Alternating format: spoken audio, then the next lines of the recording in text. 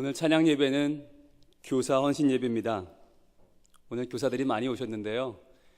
이분들이 조금 전까지 각 부서 캐비넷 정리하다 오신 분들입니다. 늘 손에는 매직이 묻어 있고요.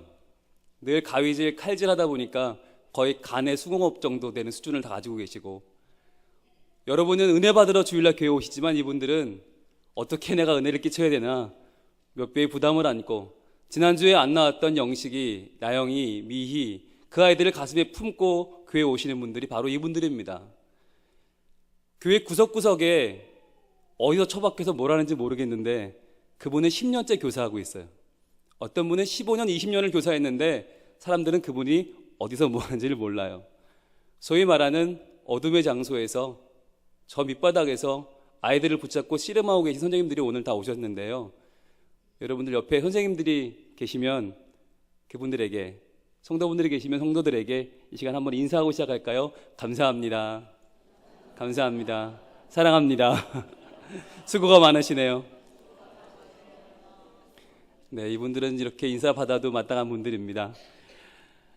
교육방송 EBS에서요, 초등학생들에게 설문조사를 했습니다.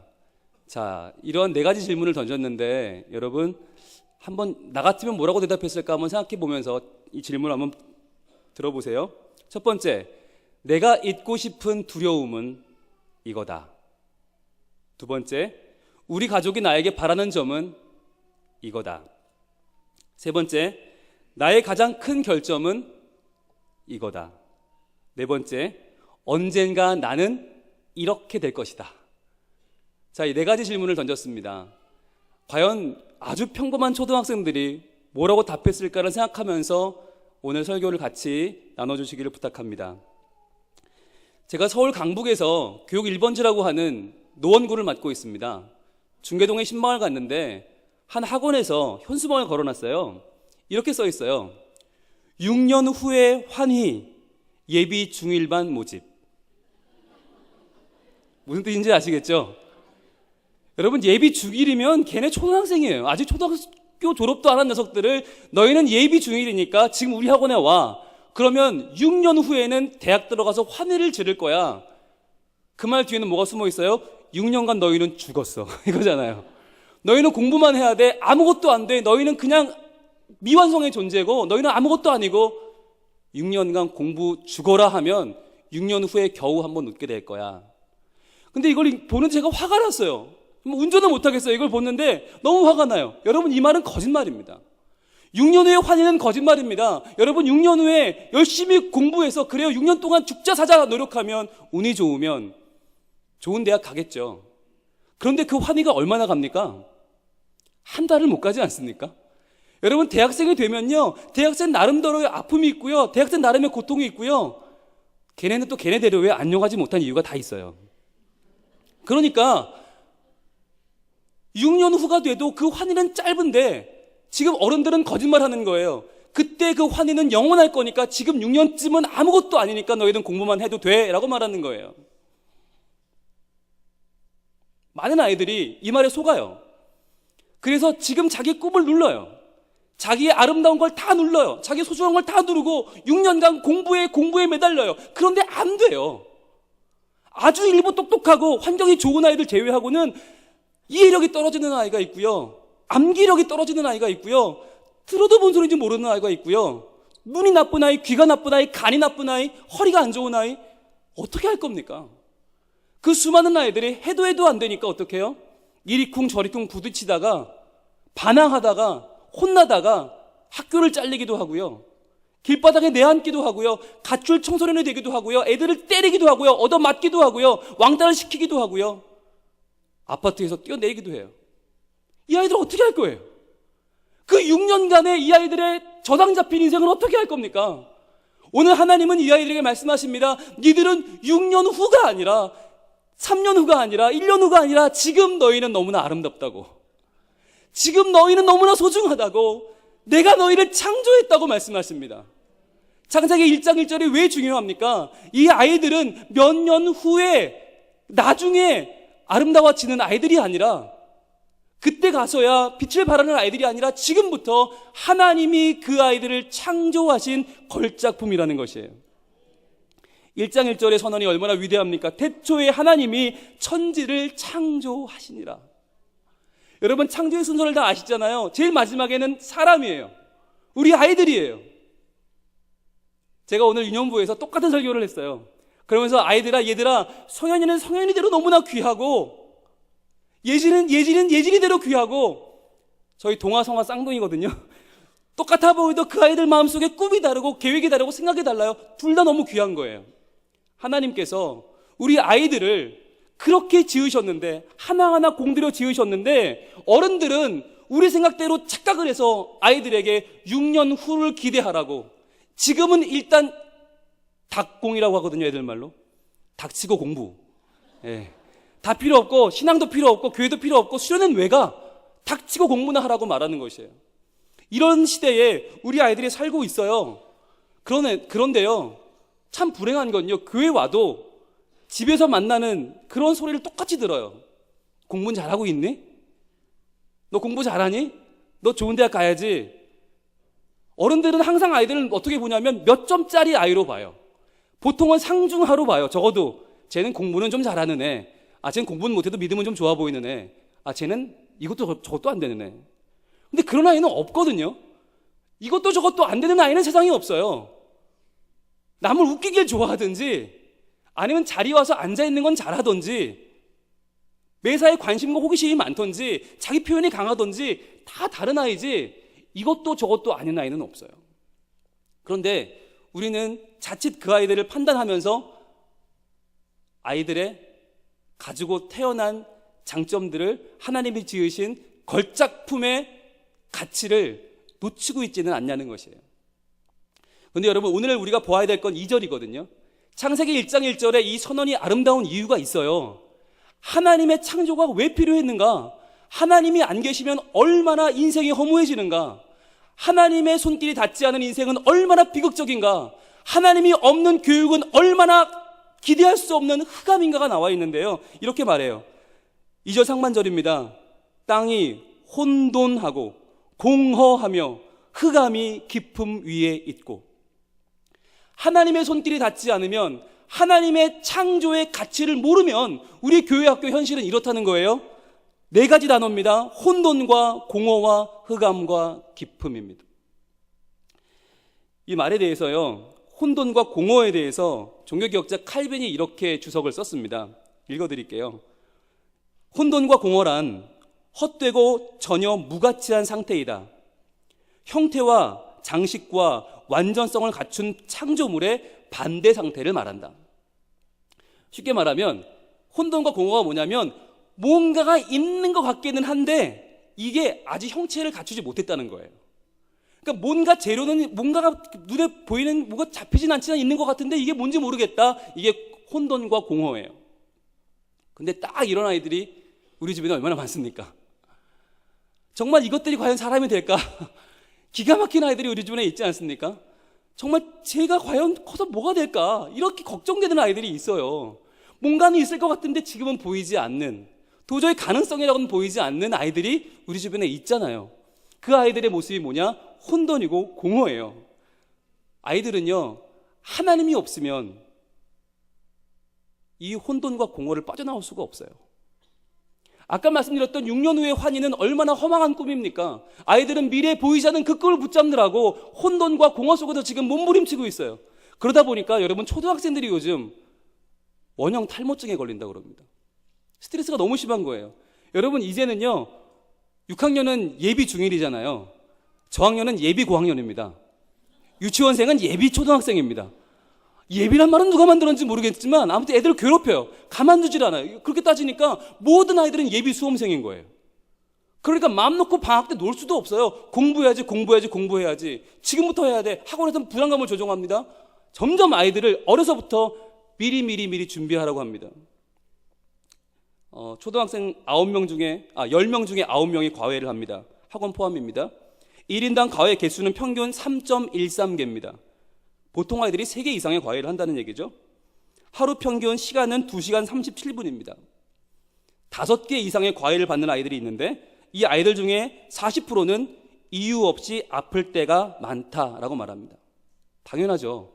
5개씩 과외를 하는데 안 아프면 이상한 거 아닙니까? 기계가 아니라면. 초등학교 5학년, 6학년이 되면요, 밤 10시까지 학원에서 과외를 합니다. 초등학생 10명 중 7명은 학교에 가기 싫다고 합니다. 그 이유가 뭐냐면 학원에서 이미 배운 것을 똑같이 반복해서, 이미 학원에서 다 배워서 다 예비 초등학생, 예비 수험생 다 가르쳐버려서 학교 가면 배울 게 없는 거예요. 어느 강남의 초등학교 선생님 말씀인데요, 이 선생님이 아이들한테 원리를 막 설명하고 있었더니 애들이 그러더래요. 피식거리더래요. 그러면서 선생님, 뭘 그렇게 어렵게 얘기를 하고 있어요. 그냥 공식만 알려주세요. 그러더래요.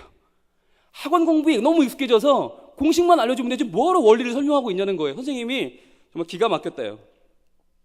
10명 중 3명의 아이들이 하루에 30분 이내로 부모와 대화를 한다고 합니다. 근데 이 30분도 사실은 대화가 아닌 것이, 학교 갔다 왔냐? 가방 넣고 씻어. 빨리 다시 씻었어? 이빨 닦고. 그래. 그래. 거기 있는 거 먹고 학원 가. 이건 대화가 아니죠. 이거 포함 30분입니다. 대부분의 아이들은 친구들과 노는 시간이 거의 없다라고 응답했어요. 이제는 아이가 아이 같지 않은 시대가 됐어요. 어른보다 더 많은 시름을 앓고 살아가는 시대가 됐어요. 이것이 바로 혼돈과 공허의 시대입니다. 근데 여기까지는 괜찮아요. 이제부터가 문제인데요. 충격적인 건 그 다음인데, 흑암과 기쁨이에요. 흑암과 기쁨. 이 시대의 가장 어두운 흑암과 기쁨이 지금 우리 아이들에게 와 닿아 있어요. 너무나 길고 긴 이 터널 속에서, 짧으면 6년, 길면 12년의 터널 속에서 아이들이 해서는 안 될 생각을 하고 있어요. 10명 중에 5명의 초등학생들이 절반이 가출 충동을 느끼고 있고, 그 중에 자살 욕구를 경험한 아이들이 무려 27%입니다. 이 어린 것들이 자살을 생각하는 가장 큰 이유는 성적 때문입니다. 어느 초등학교 2학년 여자아이 인터뷰 내용입니다. 그대로 읽어드립니다. 저는요, 학원에서 시험을 보면 영어는 항상 100점 맞아요. 그런데 수학은 꼭 1개나 2개 틀려요. 정말 속상해요. 아파트 12층에서 뛰어내리려고 했는데 엄마가 불쌍하다는 생각이 들더라고요. 초등학교 2학년 예영이의 말입니다. 6학년짜리 한 아이는 방학 숙제를 하러 방에 들어갔다가 도복끈으로 자기 목을 묶고 그 길로 목숨을 끊었습니다. 그 아이가 자주 하던 말은 이겁니다. 학원을 조금만 다녔으면 좋겠다. 나도 물고기처럼 자유롭게 헤엄치고 싶다. 이런 아이들이 경험하는 흑암과 공포는 또 있습니다. 흑암과 기쁨은 또 있는데요. 이 아이들의 유일한 해방구는 컴퓨터 게임과 인터넷인데, 요즘은 스마트폰을 다 들고 다니잖아요. 이제는 막을 수가 없습니다. 통제가 안 됩니다. 예전에는 컴퓨터를 거실에 내놓으면 됐는데, 이제는 이것들이 핸드폰을 들고 침대 속으로 들어가고 방으로 가버리면 막을 수가 없는데요. 쉴 새 없이 음란 문자가 옵니다. 성적인 그림과 영상들이 판을 칩니다. 요즘 유행하는 아이들 괴롭힘이 달라졌습니다. 예전에는 빵을 사오거나 때렸거든요. 이제는 어떻게 하냐면 아이들 수업 시간에 사진을 찍어서 그 사진에 막 낙서를 한 다음에 카카오톡으로 뿌리는 거예요. 그 사진을 자기 프로필 사진에 올려놓고 누구든지 다 와서 보게 하는 거예요. 그러면서 그 해당되는 아이가 그러지 말라고 얘기를 하면 뭐 어때? 멋지잖아. 그런다는 거예요. 한 초등학교 6학년 아이는 수학여행을 갔는데 밤에 자는 사이에 친구들이 그 아이의 바지를 벗기고 사진을 찍었어요. 그리고 반 아이들한테 뿌린 거예요. 물론 여자애들까지. 그 아이는 지금 정신과 치료를 받고 있는데 더 기가 막힌 건 그 아빠가 학교를 찾아갔어요. 그걸 뿌린 아이들한테 왜 그랬냐고 물어봤어요. 왜 이렇게 애를 괴롭히냐고. 아이들은 너무나 아무렇지 않은 얼굴로 그게 어때서요? 저희 공부 열심히 하거든요. 저희 공부 잘하고 있거든요. 왜 그러세요? 이제는 아이들이 공부 외에 가치를 잃어버린 거예요. 공부 거기 빠져버려서 더 이상 친구의 소중함도 모르고 나의 소중함도 모르고 그냥 아무렇게나 손 가는 대로 세상을 따라 그 흑암과 기쁨 가운데 아이들이 살아가고 있는 것이에요. 아까 처음에 말씀드렸던 EBS 설문조사 그 결과를 말씀드리겠습니다. 평범한 초등학생들의 답입니다. 1번, 내가 잊고 싶은 두려움은 이번에 친시험 점수다. 우리 가족이 나에게 바라는 것은 공부 잘하는 것만 밝힌다. 나의 가장 큰 결점은 공부를 못한다는 것이다. 언젠가 나는 나보다 공부 잘하는 아무개를 이기고 싶다. 성적만 밝히는 부모, 공부만 따지는 어른들이 만들어버린 오늘날 우리 아이들의 자화상입니다. 아무런 꿈이 없어요. 아무런 계획도 없어요. 아무런 아픔도 몰라요. 그저 공부 하다가 지치면 쓰러졌다가 다시 일어나면 공부. 자, 이 혼돈과 공허와 흑암과 기품의 현실을 어떻게 하면 좋습니까? 어떻게 하면 좋습니까? 그런데 이 상황 속에, 이 흑암과 공포의 2절 상반절 속에 갇혀버린 우리의 교육 현장 속에 드디어 하나님이 등장하십니다. 2절 하반절은 이렇게 말씀하십니다. 하나님의 영은 수면 위에 운행하시니라. 하나님의 영은 수면 위에 운행하시니라. 하나님의 영은 수면 위에 운행하시니라. 흑암과 기품으로, 혼돈과 공허로 점철되어 버린 우리 수면 위를 성령님께서 오셔서 그 위를 운행하고 계십니다. 여러분, 성령님이 운행한다는 말이 뭘까요? 이 무슨 뜻일까요? 히브리 원어에는 이런 뜻이랍니다. 운행한다라고 하는 말은 독수리가 날개를 푸드덕 하면서 알 위에 내려와 그 알을 품어 안는다. 이 말이 운행한다는 말이에요. 그러니까 성령님께서 수면 위에 운행한다고 하는 말은 성령님께서 이 혼돈과 흑암의 기품의 공허의 이 아이들의 삶을, 교육 현장을 끌어안으시는 거예요. 그리고 그 알을 품어내는 거예요. 여러분, 알을 품어낸다는 게 얼마나 따뜻한 일입니까? 얼마나 굉장한 일입니까? 여러분, 이거 에디슨도 못했거든요. 함부로 품으면 이거 안 돼요. 너무 꽉 하면 알이 깨져버리고요. 너무 적당히 하면 느슨해서 안 돼요. 여러분, 이게 과학기술의 총알이라고 하는 게 인공팔인데요. 이 인공팔이 최고의 기술이 계란 잡는 거랍니다.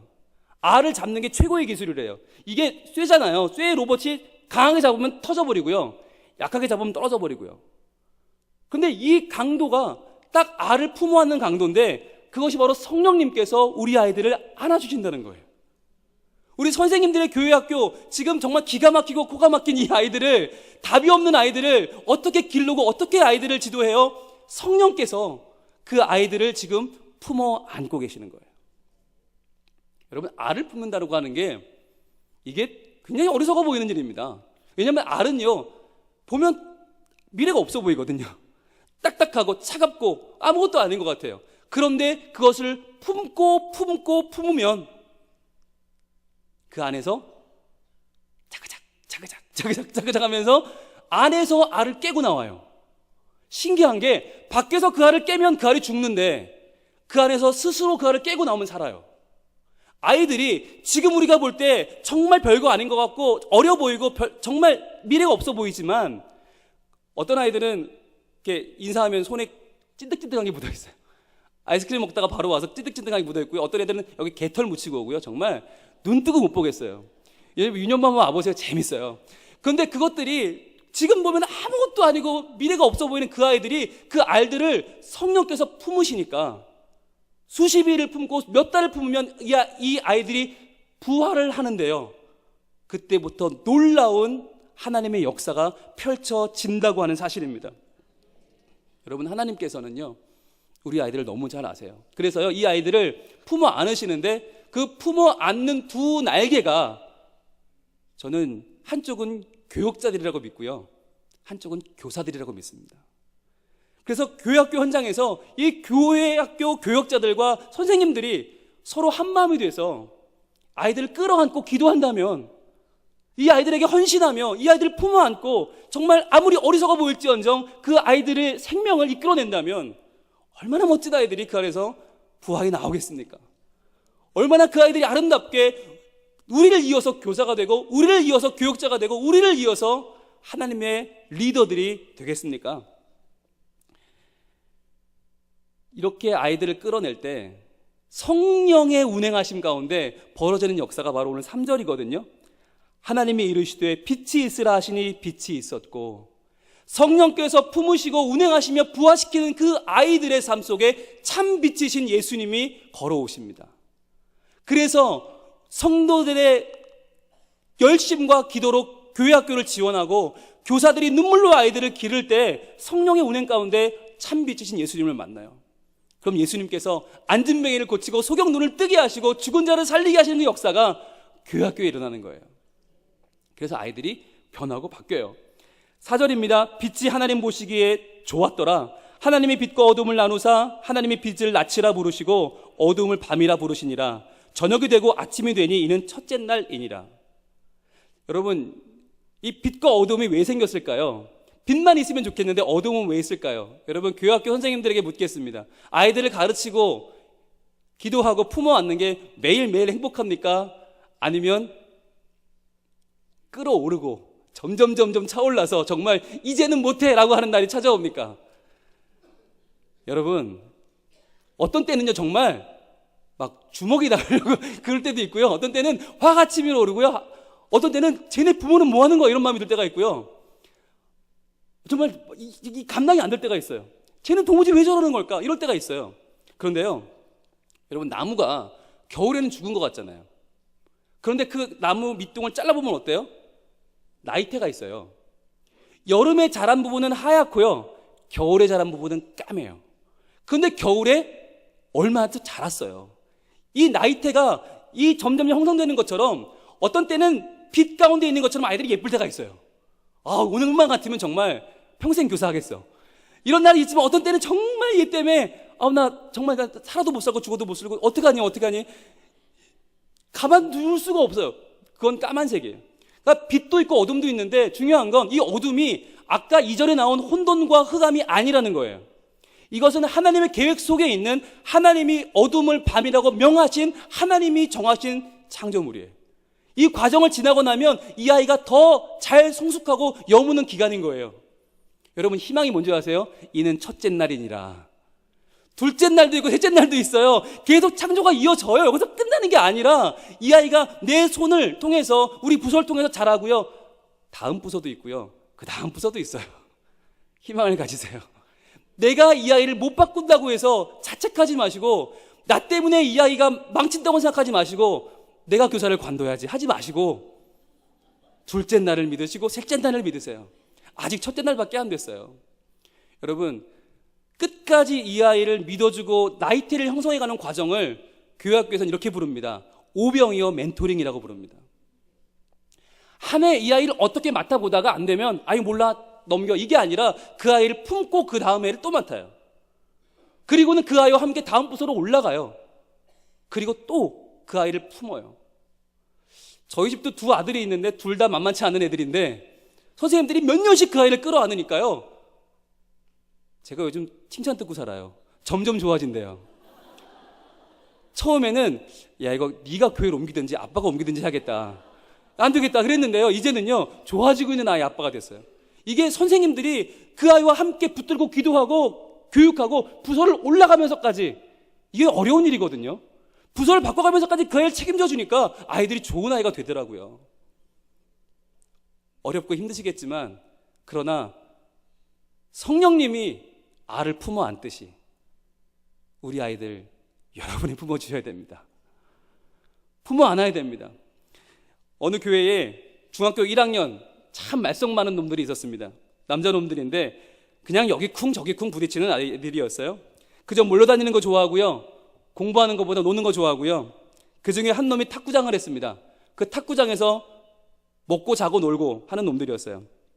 그런데 이런 놈들을 중1, 그 철없는 때, 그 외계인 같을 때 맨땅에 헤딩하는 중1에 어느 초짜 선생님이 이 아이를 맡았습니다. 은행원을 하는 선생님이었는데 너무 순수한 분이라 중1이 무슨 의미인지 모르고 맡았는 것 같아요. 그런데 1년 동안 아이들에게 정성을 다하는데 아무것도 달라지지 않는 거예요. 선생님이 기가 막힙니다. 1년을 했는데 선생님이 결심을 합니다. 그 아이들을 그대로 데리고 중2로 올라갑니다. 그때는 우리 같은 멘토링이 없었는데 이분이 헌신을 합니다. 중2가 돼서 2년째 아이들을 위해 기도하니까 아이들이 이제는 조금 마음이 열리면서 이분이 혹시 진심인가? 진짠가? 라는 생각을 하게 됐어요. 중3 또 이 아이를 맡았어요. 이제는 아이들이 선생님을 찾게 되었어요. 우리 선생님 4년째 고1이 됐어요. 이제는요 그 학년에 있는 4반 아이들이 다 우리 선생님이에요. 이 선생님이 4년째 가니까 이 반만이 아니에요. 주변 반들도 다 우리 선생님이 됐어요. 5년째 고2가 됐습니다. 아이들이 정말 가슴이 찢어지는 아픔과 고통을 다 이 선생님께 얘기하고 선생님이 말이라면 다 듣는 거예요. 6년째 고3이 됩니다. 이 선생님이 아이들을 붙잡고 신앙에서 벗어나지 아니하도록 끝까지 책임을 져줍니다. 이 아이들이 졸업을 하고 어떤 아이는 군대를 가고 어떤 아이들은 직장인이 되고 어떤 아이들은 학생이 됐습니다. 신앙을 잃지 않고요, 믿음 안에서 신앙생활을 잘하고 있는데요, 얼마 전에 그 선생님 모친상을 당하셨는데 이제는 마흔을 넘긴 그 제자들이 모였어요. 실은 매년 모여요. 매년 선생님 만나러 모여요. 매년 그 모교회 마당에서 서로 끌어안고 만나서 지금은 집사님도 되고 또는 목사님도 되고 여기저기 교회를 섬기고 있지만 매년 그 교회 앞마당에서 모여서 그 선생님과 함께 연말을 보내요. 그 선생님 모친상에 그 제자들이 모여서 선생님을 진심으로 위로하고 권면합니다. 축복합니다. 그랬더니 그 선생님이 제자인 목사를 보고 얘기합니다. 목사님, 와주셔서 감사합니다. 그랬더니 그 제자는 아유 선생님 무슨 말씀이세요? 당연히 와야죠. 그분은 평생 선생님이에요. 그분은 집사님이지만 그 목사님께 그분은 평생 선생님이에요. 선생님, 당연히 와야죠. 당연히 와야죠. 그분이 무슨 일을 한 것입니까? 6년이라는 자기 청춘을 그저 몇 명의 아이들에게 헌신했어요. 그런데 그 아이들이 지금 그분만큼, 아니 그분 이상으로 열심히 하는 교사가 되어 있고, 열심히 하는 집사가 되어 있고, 열심히 하는 교육자가 되어 있고, 그 다음 세대를 살려내는 그 선생님이 꿈꾸던 바로 그 모습이 되었어요. 그냥 맨들맨들한 알 같던 그놈들이 하나씩 깨어나기 시작하는데 그 선생님의 기쁨은 바로 그 아이들이고요. 그 선생님의 면류관은 바로 그 아이들이고요. 그 선생님이 만난 하나님이 계시다는 증거도 바로 그 아이들이라고 합니다. 여러분, 교사는 힘듭니다. 맞습니다. 그러나 보람이 있습니다. 성령께서 수면 위를 운행하시면서 그 알을 품어 안는 그 마음으로 우리 아이들을 품어 안는다면 아이들은 달라질 거예요. 아니, 그 아이들만이 아니라 세상이 놀랄 겁니다. 세상이 달라질 겁니다. 세상은 하나님이 계신 것을 알게 될 것입니다. 한 가지 이야기를 드리고 마칠게요. 여러분, 9.11 테러 잘 아시잖아요. 얼마나 대단했냐면 그 폐허를 파헤치는데 6개월이 넘게 걸렸습니다. 근데 매일매일 그걸 파헤치는데 끔찍한 것들이 나오잖아요. 그런데 어느 날은 그 소방대원과 경찰 직원들이 다 한데 모여서 숙연하게 모였습니다. 왜냐하면 뭐가 하나 나왔는데 뭐냐면 사람의 손이 나왔어요. 뭘 꽉 쥐고 있어요. 여러분, 죽는 순간까지 쥐고 있던 그게 뭘까? 그래서 다 모여서 그걸 확인해보자. 조심스럽게 손을 폈어요. 꽉 쥔 그 손을 그 폭발하는 가운데에서 9.11 테러, 건물이 무너지는 가운데서 꽉 넣었던 그 손을 펴봤어요. 뭐가 있었을까요? 돈일까요? 지폐일까요? 황금일까요? 그 안에서 또 하나의 손이 나왔어요.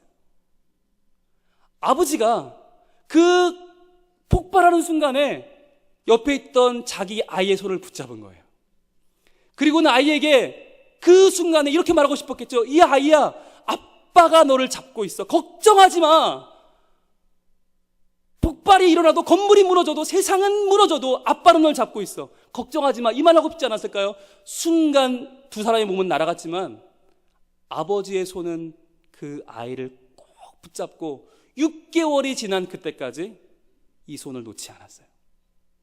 여러분, 이것은 바로 우리를 품어 안으시는, 세상이 아무리 암흑과 혼돈 가운데 공허와 기쁨 가운데 있다 할지라도 우리 아이들을 끌어안으시는 성령 하나님의 모습입니다.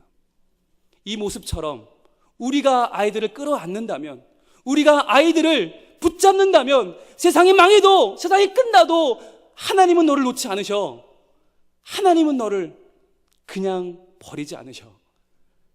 그 아이들을 품어 안는 교사들이 된다면 아마 우리 교회 학교는, 우리 동신교회는, 아니 대한민국은 다시 한번 일어나 하나님의 부흥을 맛보는 놀라운 하나님의 사람들이 될 줄로 믿습니다. 왜냐하면 바로 우리 선생님들의 그 노력과 수고 가운데 성령님께서 운행하고 계시기 때문입니다. 기도하겠습니다.